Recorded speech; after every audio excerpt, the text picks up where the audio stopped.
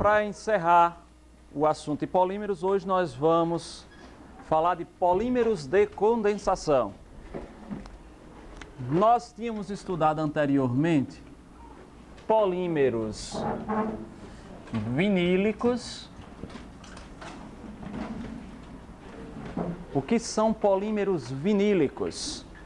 São aqueles obtidos de um composto que tem como base o radical vinil. Então, nós estudamos polietileno, nós estudamos polipropileno, nós estudamos policloreto de vinila, nós estudamos poliacetato de vinila, nós estudamos teflon, nós estudamos ainda poliestireno.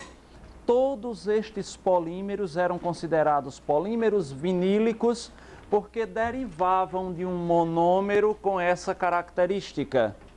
Depois nós estudamos os polímeros diênicos. O que eram os polímeros diênicos? Os polímeros diênicos eram aqueles derivados do buta-1,3-dieno ou de derivados do buta-1,3-dieno que dava origem às famosas o quê? Borrachas. Sejam os polímeros vinílicos, sejam os polímeros diênicos, que característica nós observávamos nos monômeros formadores desses polímeros? Tanto em polímeros vinílicos como em polímeros diênicos, os monômeros apresentavam dupla ligação ou ligação pi entre carbonos. Na polimerização por condensação, o que é que eu vou observar como característica nesse tipo de polimerização? Primeiro, os monômeros devem apresentar no mínimo 2 grupos funcionais reativos. Então, ó, primeira observação importante. Nos polímeros de condensação, os monômeros devem apresentar 2 grupos funcionais reativos, no mínimo.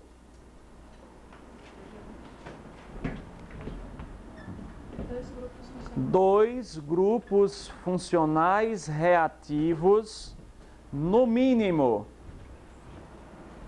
Segunda característica, além do polímero, obteremos um outro composto de cadeia bem pequena, ou de cadeia não, de molécula bem pequena. Por exemplo,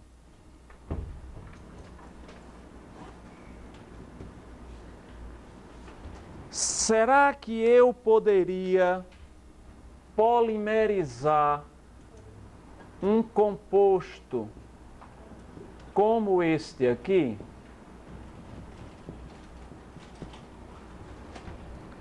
Para aqueles que não lembram, nós estamos falando da glicerina, ou glicerol, ou propanotriol. Por que eu poderei obter um polímero partindo-se desse monômero? Porque ele tem mais de um grupo funcional em sua estrutura.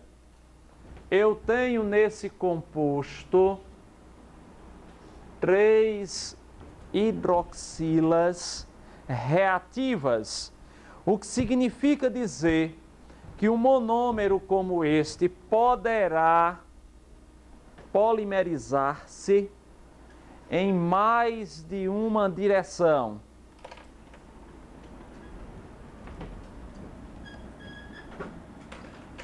Será que um composto como este pode polimerizar-se? Pode também. Por quê? Porque tem dois grupos funcionais reativos. Então, essa é uma característica que deve ser observada de imediato para saber se um composto é capaz de polimerizar-se ou não por condensação. Se eu estivesse diante de um composto como este,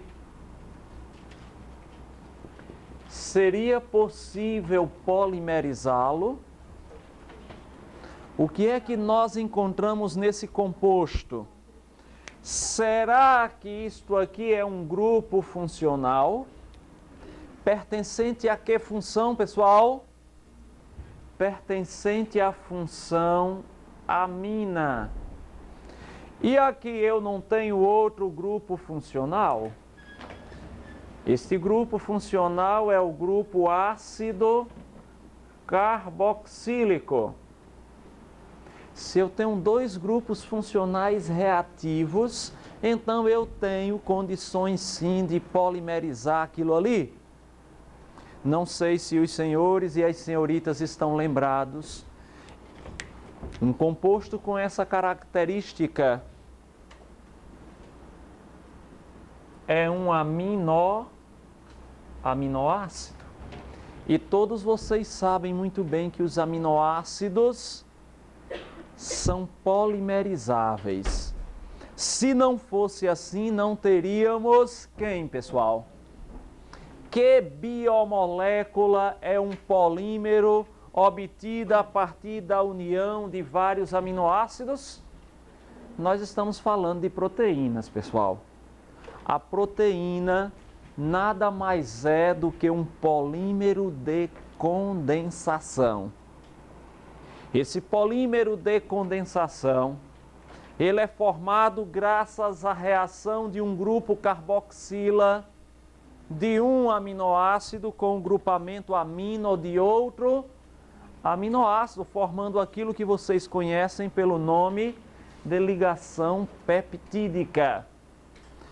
Então, a proteína é um exemplo de polímero de condensação, que poderíamos também chamá-lo de polímero da classe dos heteropolímeros. Por que heteropolímeros? Porque são formados pela união de mais de um tipo de monômero, no caso, os aminoácidos. Pessoal, nós vamos falar nessa tarde de vários polímeros de condensação de uma importância bem grande para nós.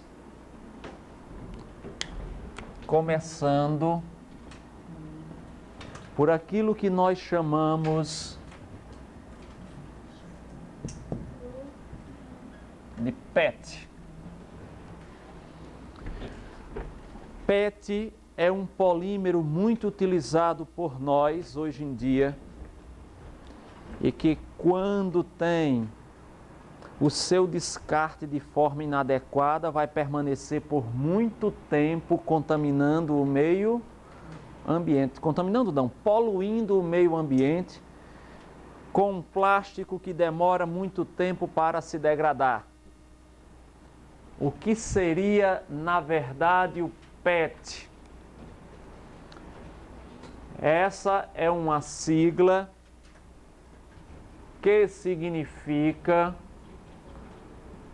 polietileno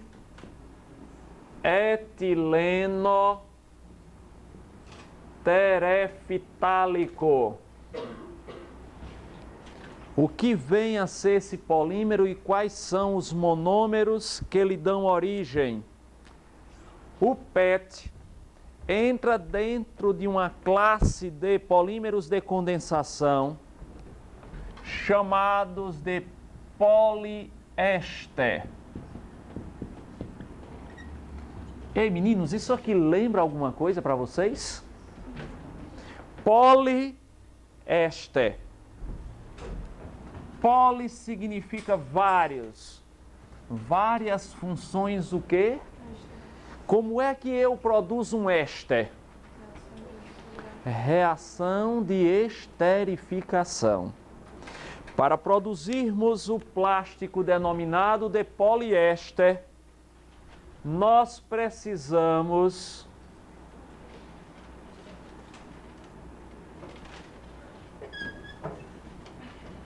de ácido carboxílico. Na verdade, o monômero deve apresentar quantas funções ácido carboxílico? Ó, duas funções ácido carboxílico presente nesse composto. O nome oficial desse composto é ácido para benzeno dioico. Para porque as carboxilas estão nas posições de número 1 e 4. Daí o prefixo para. Mas o nome vulgar que dá origem ao nome do polímero é este aqui, ó. Ácido terefitálico. O ácido terefitálico, quando colocado na presença de um álcool, olha aí, meninos, um álcool que nós já falamos dele anteriormente, é um diálcool, porque diálcool, duas hidroxilas. Ele é chamado oficialmente de etanodiol e conhecido vulgarmente pelo nome de etilenoglicol.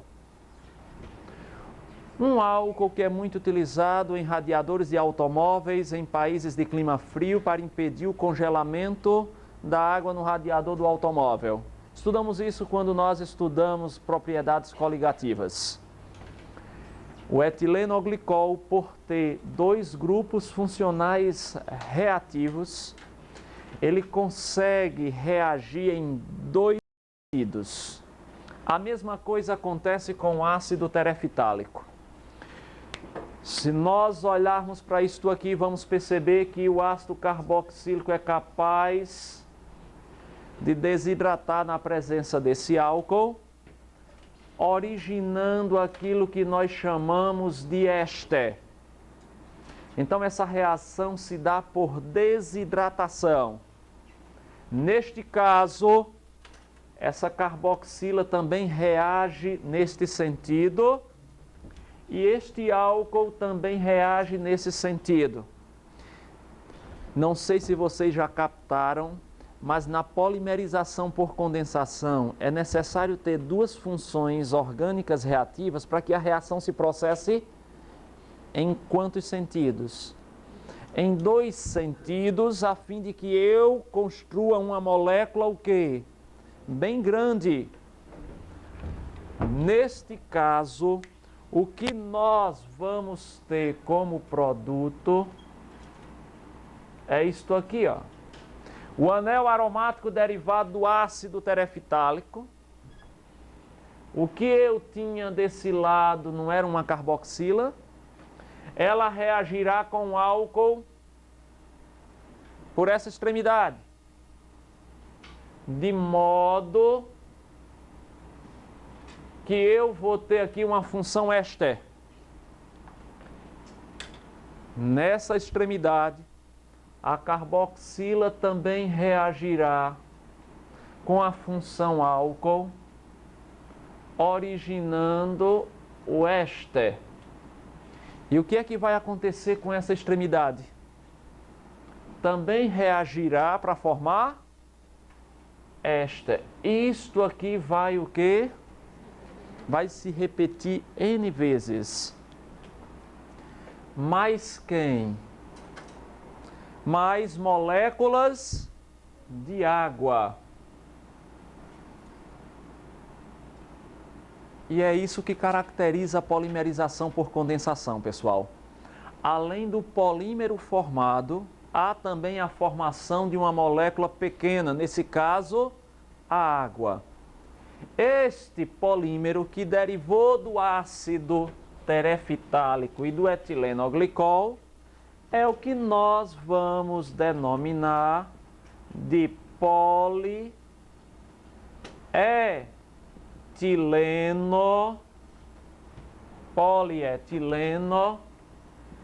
terefitálico, vulgo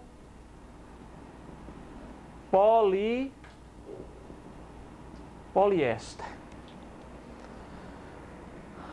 A roupa que vocês estão utilizando é muito provável que ela seja confeccionada com esse poliéster, o PET.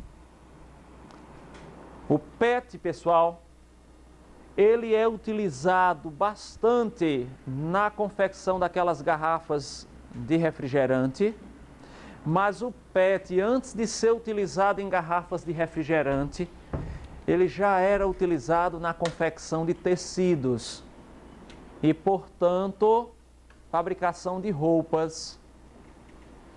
Quando isto foi usado largamente na confecção de roupas, era chique demais andar com roupas de poliéster, chamado à época de um tecido denominado de tergal. Lembrem-se, já foram a festas típicas lá da década que o pessoal se vestia com roupas da década de 70? O pessoal gostava de usar umas calças boca de sino, em que aquelas calças boca de sino eram passado o ferro nelas, ficava um vinco assim bem marcante. Era muito chique usar roupas de tergal. Então esse tecido tergal nada mais era do que um poliéster, como esse aqui. Esse da roupa que vocês usam hoje. Então boa parte da roupa que usamos vem lá assim na etiqueta poliéster. Às vezes é um poliéster misturado a algodão. Esse poliéster não é degradado no meio ambiente com facilidade. Por isso ele vai permanecer por muito tempo poluindo o meio ambiente. Um outro polímero de condensação bem interessante, pessoal. Pertence à classe das poliamidas. Eu não sei se vocês percebem, mas esse nome já sugere o quê? Como eu posso produzir uma poliamida? O que é a função amida? Resultante da reação de um ácido carboxílico, seja com amônia, seja com uma amina. Nós já estudamos isso, não já? Então, as poliamidas, que são várias, têm como destaque principal isto aqui. O nylon, mais especificamente o nylon 66. O nylon é um polímero, pessoal, que foi produzido primeiro nos Estados Unidos, lá na primeira metade do século passado, e esse polímero se prestava bem para a fabricação de um tecido elástico e bem resistente, que foi utilizado bastante pelas mulheres para a fabricação de meias calça.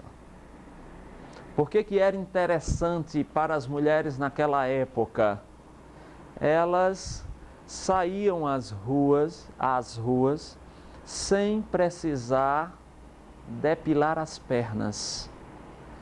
as meias de lycra deixavam as pernas todas delineadas. Então fez um verdadeiro sucesso, principalmente nos Estados Unidos, e que depois o exército americano, à procura de algo resistente para a confecção de paraquedas, utilizou, olha só, desenvolvimento da aviação, e precisava em guerras que os soldados saltassem. E usaram o nylon, que era um fio bastante resistente, na fabricação de paraquedas. Por que esse nylon é resistente? O nylon 66, ele é produzido a partir de um composto que tem em sua estrutura duas carboxilas, olha só, tem ou não característica de um monômero para polimerizar-se por condensação? Tem sim, ó, duas carboxilas reativas. Mas se eu quero produzir uma amida, o que é que eu preciso ter como monômero também? Uma amina. Que amina era esta?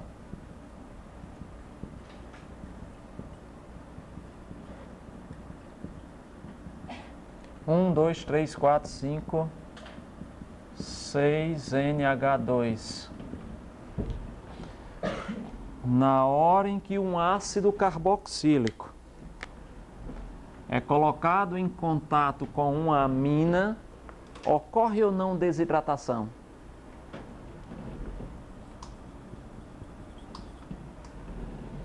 Qual é o nome desse ácido carboxílico? Eu ajudo, pronto. Ácido. Tem quantos carbonos aqui? São 6 carbonos. A cadeia é saturada ou não? Se tem duas carboxilas, pessoal, então eu estou diante de um dioico. Ácido hexanodioico. E como nós chamamos essa amina?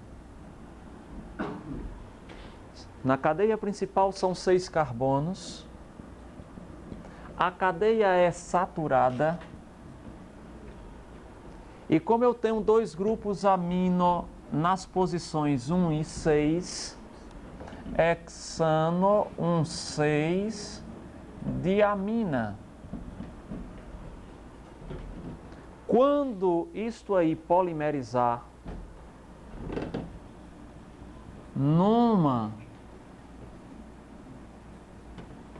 condensação, a carboxila mais o grupamento amino formará a função o quê? Amida. O que é que eu tenho para a esquerda?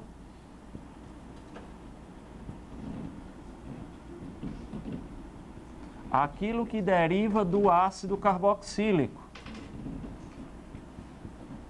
Nessa extremidade também vamos formar uma função amida. E continuando para a direita, a região da cadeia que deriva da amina. 1, 2, 3, 4, 5, 6 átomos de carbono, um nitrogênio aqui. E isto vai se repetir N vezes. Como eu tenho várias funções amida, eu chamo isso de poliamida. Essa cadeia carbônica é uma cadeia normal. E que tem ao longo da cadeia, pessoal, átomos de nitrogênio ligado a hidrogênio. Nitrogênio ligado a hidrogênio. Nitrogênio ligado a hidrogênio. As cadeias poliméricas desse composto vão interagir entre si por que tipo de interação? Ligação de hidrogênio. Essa interação é forte ou fraca? Essa interação é forte. Lembrem-se que essa cadeia, por ser muito longa, uma cadeia polimérica fará com a outra cadeia polimérica muitas ligações de hidrogênio, o que faz com que esta cadeia seja muito resistente à tração. Esta é a propriedade mais importante desse nylon.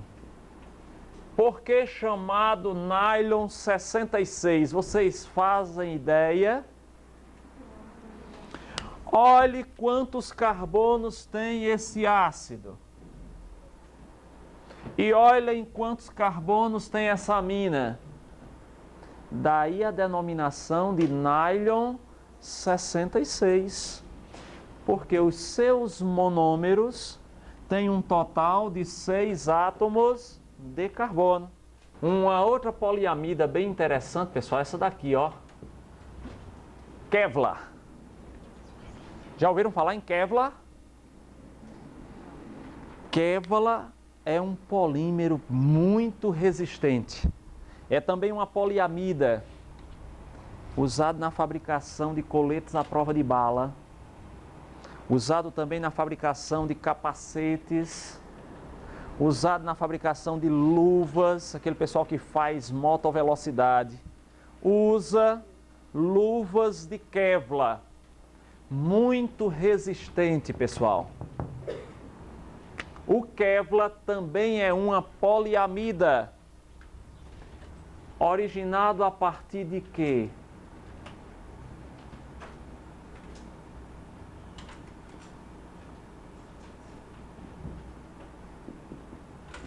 Um ácido dicarboxílico, olha aí, ácido tereftálico. Talvez tenhamos falado nele hoje já. Ácido tereftálico reagindo com uma diamina. Quem é esta diamina? Uma amina aromática, chamada de quê? Para benzeno-diamina. Por que eu chamei de para? Porque os grupamentos amino estão localizados nas posições 1 e 4. Isto aqui vai polimerizar com perda de água, desidratação. E o polímero obtido tem essa característica aqui. C-O, NH. Aqui se repete a função amida.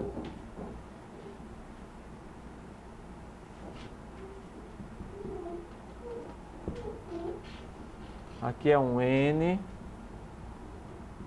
H, e aqui vai se repetir N vezes.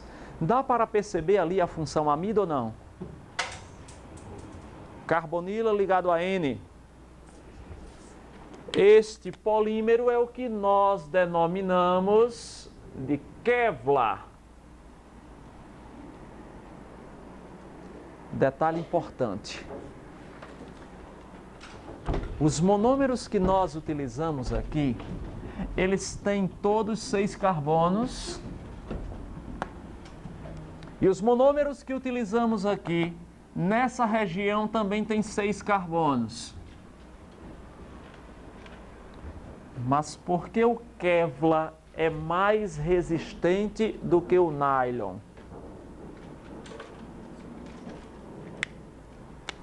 Eu não sei se vocês percebem, mas o fato dessa cadeia carbônica ser normal faz com que as ligações de hidrogênio realizadas aqui, elas ficam mais ou menos espaçadas do que ali. A cadeia aqui tem 6 carbonos, mas é uma cadeia fechada. O que significa dizer que as ligações de hidrogênio que se formam aqui, elas são mais próximas uma das outras, ou não? Se as ligações de hidrogênio ficam mais próximas uma das outras, significa dizer que esse polímero aí vai se compactar mais ou menos, pessoal? Mais. E é graças a esse maior grau de compactação que o Kevlar resiste muito bem a impacto. É por isso que ele é utilizado na fabricação de coletes à prova de bala. Professor, nós estamos falando de poliamidas como se fossem polímeros que não encontram no meio ambiente sistemas capazes de quê? De degradá-los. No entanto, nós produzimos proteínas que também são o quê? Poliamidas, que são o quê? Que são degradadas.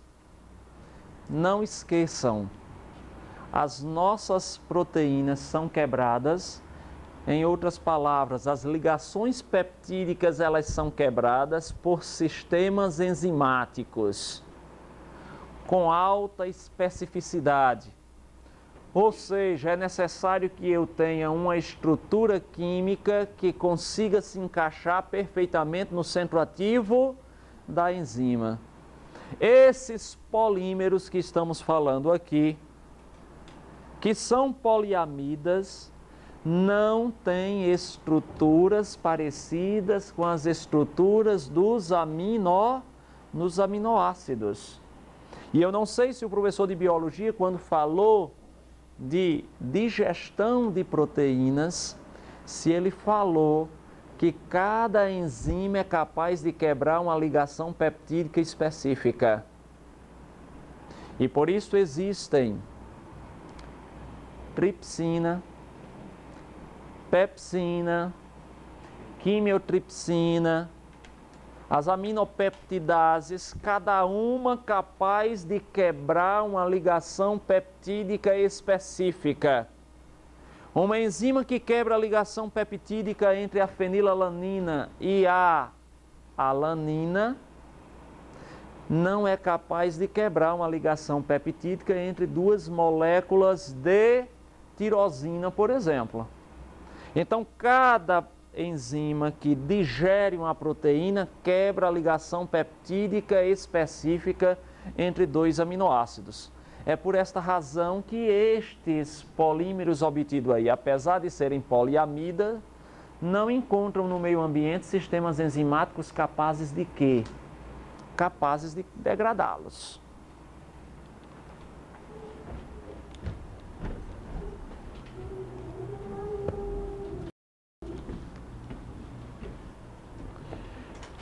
Se eu tivesse que apostar num polímero para a prova do Enem, eu apostaria nesse aqui, ó.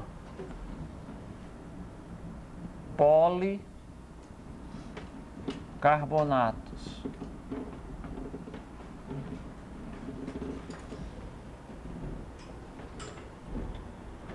Como os policarbonatos são obtidos? Eles são obtidos a partir de um monômero que traz grande preocupação para nós.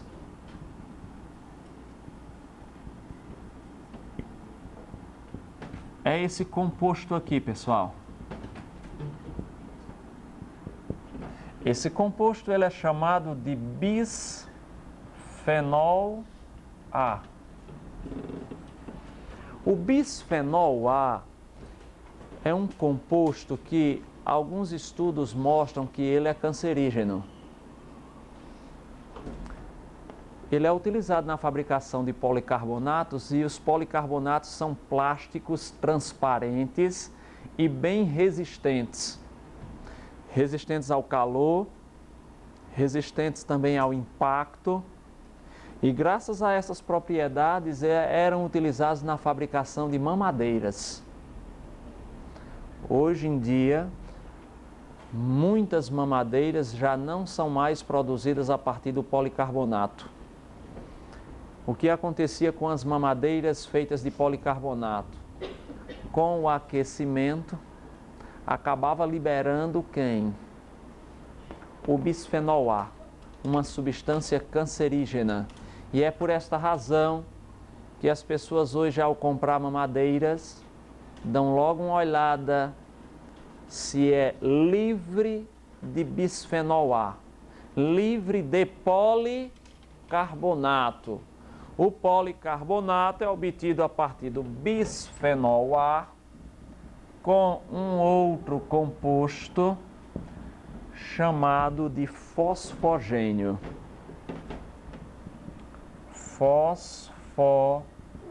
Fosfogênio. Como eu tenho N moléculas disso aqui, N moléculas de fosfogênio, quando isto polimeriza-se, vejam o que acontece.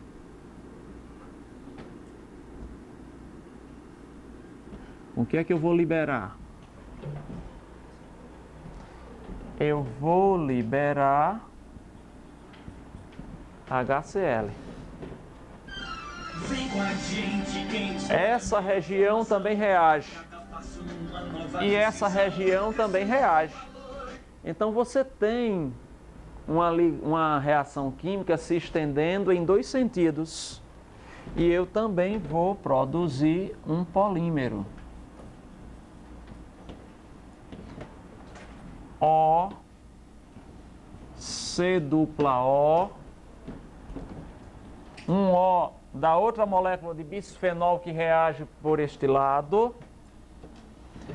O que é que eu tenho aqui?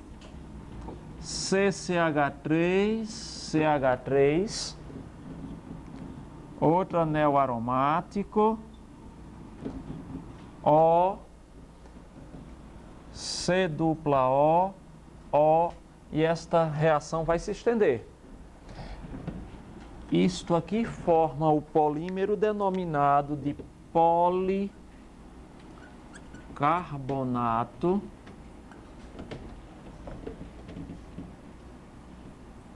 ou PC. Esse polímero é chamado de policarbonato porque olha só o que é que ele tem aqui. CO3. Como é que nós chamamos de CO3? CO3, para quem não lembra, pode ser entendido como derivado do ácido carbônico, chamado de ânion carbonato. Daí vem o nome disso aqui, C-policarbonato, pois eu vou ter várias funções carbonato no polímero. Carbonato. Um plástico transparente, resistente ao calor, resistente ao impacto, muito utilizado na fabricação daquelas janelinhas de aeronaves. Plástico bem resistente, transparente. E há bem pouco tempo também era utilizado em quê? Em mamadeiras. Se você encontrar por aí sendo comercializado uma mamadeira de policarbonato, você não queira utilizá-la, hein? Não compre. As mamadeiras de policarbonato podem, com o aquecimento, liberar bisfenol A, um agente cancerígeno. Outro polímero bem interessante aí, ó. Os silicones.